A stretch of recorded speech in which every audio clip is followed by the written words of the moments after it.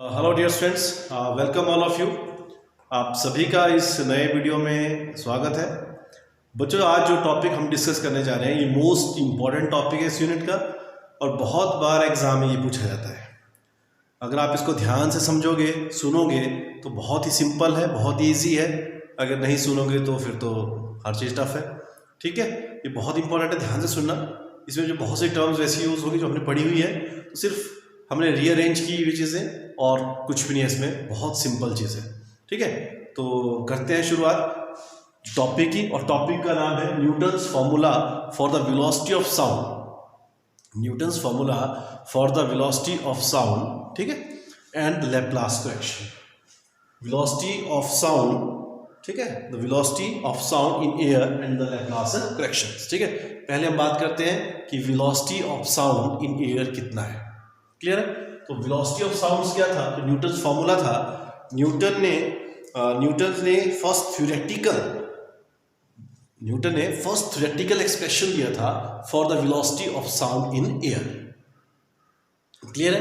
उन्होंने क्या बोला था कि जो साउंड है, ठीक है, जो साउंड ट्रैवल करता है, एयर में ट्रैवल करता है, it will travel in the form of its longitudinal. ठीक है, जो उसका नेचर जो था, ठीक है, वो कैसा लॉन्गिट्यूडनल वेव का था। कैसा था? लॉन्गिट्यूडनल वेव का था। और जो velocity of sound in air थी, ठीक है, वो कितनी रहती है? Velocity is equal to under root K. ठीक है, it is K upon rho. ठीक है, के क्या है यहाँ पे? It is a bulk modulus. K is a bulk modulus and rho is a density. Rho क्या है? Density of sound. क्लियर? अब क्या करना है इसने? न्यूटन से क्या बोला था? न्यूटन ने बोला था कि क्या एज्यूम किया था जब इसने बोल दिया था कि जब साउंड एयर में ट्रैवल करता है, तो जब वो एयर में ट्रैवल करेगा there will be compression and the rarefaction. Clear है? जो कंप्रेशन होता है या रेयर फ्रैक्शन होता है, ठीक है, समझो, जब साउंड ट्रैवल करेगा किसी, ठीक है, एयर में, तो वहाँ पे कंप्रेशन भी हुआ और रेयर फ्रैक्शन भी हुआ। न्यूटन ने बोला कि जब कंप्रेशन हुआ तो वो भाई वहाँ पे हीट रिलीज हुई, ठीक है, और जैसे ही वो हीट रिलीज हुई एकदम सराउंडिंग में चले गई। ठीक है, और जब कंप्रेशन हुआ तो इन दैट केस, ठीक है, जो सिस्टम से है ना, जो सराउंडिंग से हीट सिस्टम में चली गई। ठीक है, और इन्होंने एकदम एक दूसरे को न्यूट्रलाइज कर दिया। मतलब पूरे सिस्टम का वहाँ पे ना तो टेम्परेचर इंक्रीज किया ना ही टेम्परेचर लूज हुआ। ओवरऑल ये टेम्परेचर पूरे सिस्टम में आइसोथर्मल रहता है। तो ये जो प्रोसेस हुआ, जब साउंड ट्रेवल करेगा तो वो प्रोसेस कैसा हुआ? Isothermal process. क्लियर है? क्या बोला न्यूटन ने कि ड्यूरिंग कंप्रेशन और रेयर फ्रैक्शन, जब कंप्रेशन हुआ तो इन दैट केस जो हीट जो इंक्रीज हुई उस मीडियम में, ठीक है, वो चले गई सराउंडिंग में। और जब रेयर फ्रैक्शन हुआ, जो अमाउंट ऑफ हीट लॉस्ट हुआ था वो गेन की सराउंडिंग ने, ताकि, ठीक है, टेम्परेचर क्या रह सके? कांस्टेंट रह सके। आई बात समझ में? तो मतलब ओवरऑल ये जो टेम्परेचर वहाँ पे जो रहा, वो प्रोसेस जो था वो कैसा था? आइसोथर्मल था। अगर टेम्परेचर आइसोथर्मल था, so it will obey the Boyle's law, and that law it is equal to, जो आइसोथर्मल इक्वेशन आपने पढ़ी है, PV is equal to constant. कितना पढ़ा हमने? PV is equal to constant, isothermal equation है ये।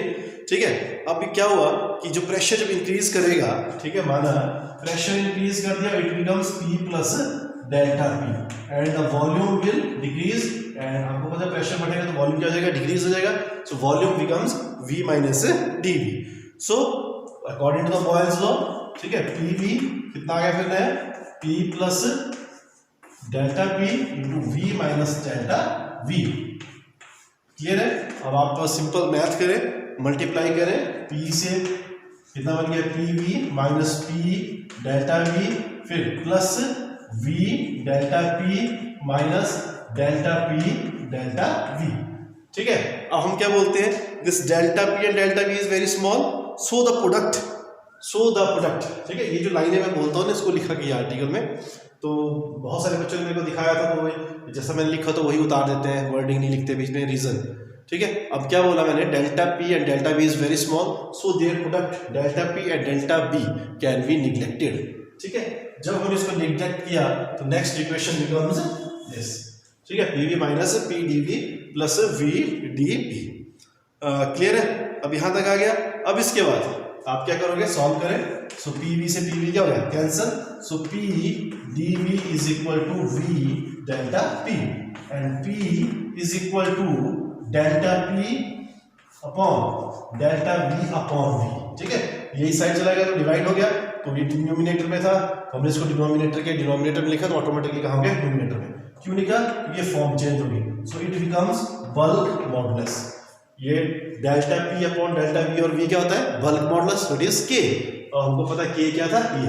So the equation of sound becomes P upon rho, where P is a pressure, ठीक है, और at standard temperature and pressure, ठीक है। अब हम क्या करेंगे, जो एट एसटीपी बोलते हैं, standard temperature and pressure, we will put this values, ठीक है, न्यूमेरिकल वैल्यूज कितनी आती है इसकी, ठीक है। तो ये जो प्रेशर होता है it is equal to 1.03, pressure कितना बन गया 1.03 into 10⁵, ठीक है, upon and the density of air it is 1.29, ठीक है, it is 1.293 kg per meter cube, ठीक है। और जब आप इसको सॉल्व करोगे so we get the velocity is 280 metre per second, ठीक है। ये था 280 मीटर पर सेकेंड के हिसाब से ये ट्रेवल करता है, क्लियर है। कौन, sound in air according to the Newton's. फिर लैप्लास फ्रैक्शन क्या हुई, ठीक है। अब हम बात करते हैं कि जो लैप्लास फ्रैक्शन थी ये क्या थी, ठीक है। अब लैप्लास जो थे, लैप्लास फ्रेंच साइंटिस्ट थे, ठीक है, 1816, ठीक है, 1816 में, ठीक है, उन्होंने पॉइंटेड आउट किया कि जो अजम्पशन न्यूटन ने ली थी, ठीक है, कि टेम्परेचर जो होता है मीडियम का कांस्टेंट रहेगा during the propagation of sound was wrong, clear है। जो मतलब लैप्लास दिया है, ठीक है, साइंटिस्ट थे, फ्रेंच साइंटिस्ट थे, 1816 में उन्होंने पॉइंट आउट किया कि जो न्यूटन की जो अजम्पशंस थी वो सही नहीं है, ठीक है।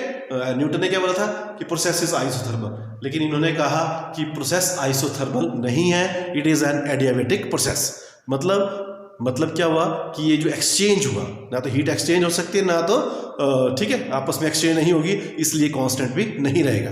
क्यों बोला उन्होंने ऐसा, ठीक है, उन्होंने पॉइंट आउट किया डिफरेंट वे में, क्योंकि जो कंप्रेशन और रेयर फ्रैक्शन में, ठीक है, कंप्रेशन में क्या हुआ कि हीट लॉस होगी सराउंडिंग में, ठीक है, रेयर फ्रैक्शन में सराउंडिंग से उसने ली। वो बोलते हैं कि कंप्रेशन और रेयर फ्रैक्शन इतना फास्ट हो जाता है कि इतना इनको टेम्परेचर इक्वलाइज करने का टाइम तक नहीं मिलता है, ठीक है, इस वजह से ये अजम्पशन रॉन्ग थी। दूसरा कि जब ये हीट एक्सचेंज होगी, एयर में थी, गैसेज में थी, तो gases are the almost the bad conductor of the heat, तो हीट एक्सचेंज कहाँ से हुई, ठीक है। तो in that case it is an adiabatic process, there will no exchange of heat, ठीक है, क्लियर है। इसलिए टेम्परेचर कांस्टेंट नहीं रहेगा, तो प्रोसेस इज नॉट आइसोथर्मल। ये प्रोसेस कैसा हुआ, एडियाबैटिक प्रोसेस। तो एडियाबैटिक प्रोसेस के हिसाब से मैंने निकाला, तो in that case V is equal to under root, ठीक है।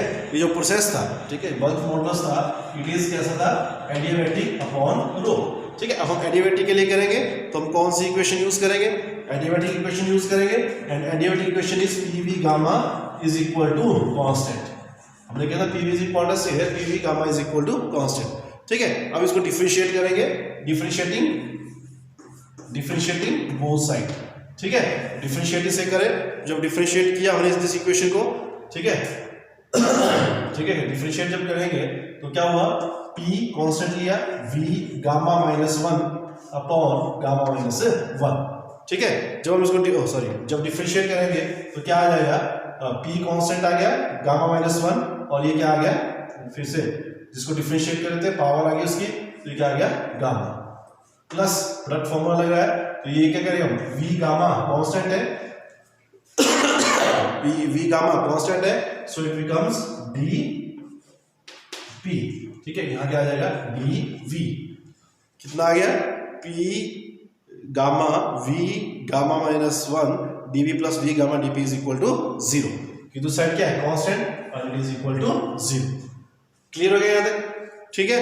अब इसके बाद क्या करना है आपने कि जो साइड चेंज कर दो, ठीक है, क्या करेंगे, साइड चेंज कर देंगे, P gamma V gamma -1 dV is equal to minus V gamma dP, कितना आ गया, V गामा dP, पी। ठीक है, अब क्या करना हमने, साइड चेंज करो। अब क्या है, गामा पी, जो गामा पी इसको सिर्फ यहां रखे, बाकी दूसरे चले जाए, इतना upon V gamma -1 into D V. ठीक है, तो ये जो पावर्स थी आपस की, ठीक है, अब बेस सेम है, डिवाइड हो रहा है, इसको ऊपर ले जाए, so it becomes v gamma minus gamma plus 1।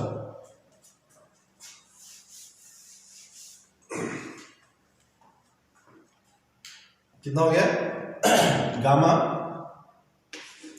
p is equal to, इसको ऊपर ले जाए, v gamma minus gamma plus 1। ठीक है, dp over dv, dp over dv। Clear है, so it becomes with minus sign, so it becomes minus v, cancel, minus v dp over dv। हो गया यहाँ तक। अब इसके बाद हम क्या करेंगे कि ये जो चीज आ जाएगी minus dp over dv over v, it is a bulk modulus for the adiabatic process. ठीक है, it is equal to k adiabatic। हो गया, सो गामा p, तो हम यहाँ पे इस इक्वेशन में हम क्या पुट करेंगे, it is equal to gamma p upon rho. This equation becomes velocity of sound is equal to gamma p upon rho. ठीक है, अब हम क्या करेंगे, जो गामा की जो वैल्यू होती है, the value of gamma for air is कितनी होती है, the value of gamma for air is 1.4। कितना होता है, 1.4। बाकी ये चीजें तो हमने निकाली हुई है। ठीक है, तो जो अंडर रूट गामा, ठीक है, कितना आ जाएगा, कितना आ जाएगा, अंडर रूट गामा, इस तरह से लिखो, p अपॉन p, सिंपल हो जाएगा। अदरवाइज आप वैल्यू भी पुट कर सकते हो डायरेक्ट, ऐसा कुछ नहीं है।